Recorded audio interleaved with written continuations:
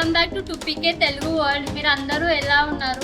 ఈరోజు special blog FTAM federation of Telugu association of Maharashtra organize చేశారు. శ్రీ చాకంటి కోటేశ్వరరావు గారి ప్రవచనంకి వెళ్తున్నాము. మిర్రర్ రోడ్ నుంచి ఎరోలి పదండి వెళ్తాము.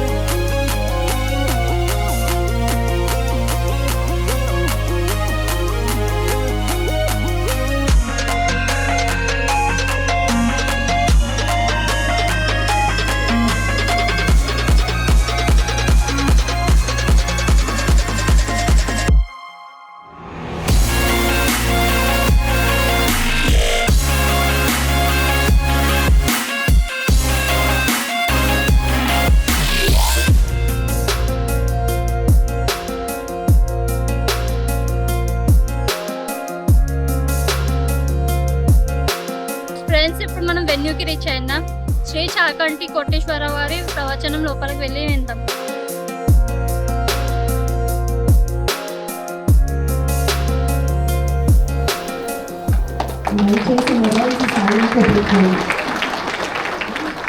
ముంబై మహానగరంలో ఇక్కడ ఉన్నటువంటి తెలుగువారి అందరినీ కూడా ఇవాళ సాయంకాలం చూడడం, మీ అందరి మధ్య కూర్చోవడం, మీ అందరి మధ్య సీతారామ కళ్యాణం వంటి ప్రశస్తమైన విషయం గురించి మాట్లాడడం నాకు ఎంతో సంతోషకరమైన విషయం.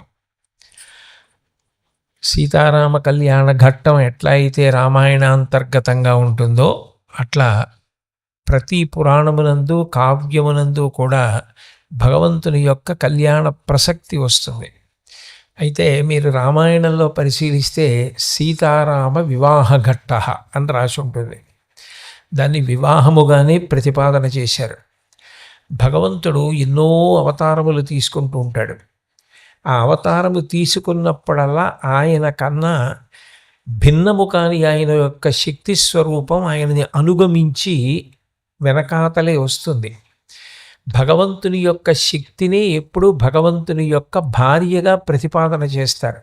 నన్ను విడిచిన శక్తి ఎట్లా ఉండదో, నేను ఇక్కడికి వచ్చి మాట్లాడితే తప్ప నా ప్రవచనం ఎట్లా వినపడదో అట్లా భగవంతుని యొక్క శక్తి కూడా భగవంతుడి నుంచి అవిభాజ్యంగా విడదీయడానికి వీలులేనితనంతో ఉంటుంది. అందుకే నిత్యానపాయని అని అమ్మవారికి పేరు.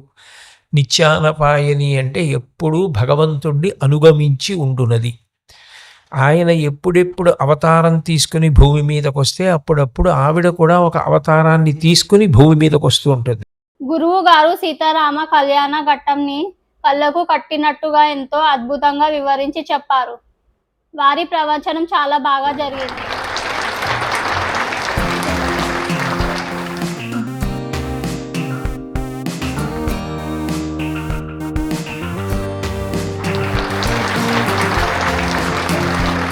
ఎలా అనిపించింది స్పెషల్ బ్లాగ్ మిర్రర్ రోడ్ నుంచి ఎరోలి వరకు మరియు గురువు గారి ప్రవచనం గురించి కమెంట్లో చెప్పండి. వీడియో నచ్చితే లైక్ చేయండి, ఇంకా ఛానల్ని సబ్స్క్రైబ్ చేయడం మర్చిపోకండి.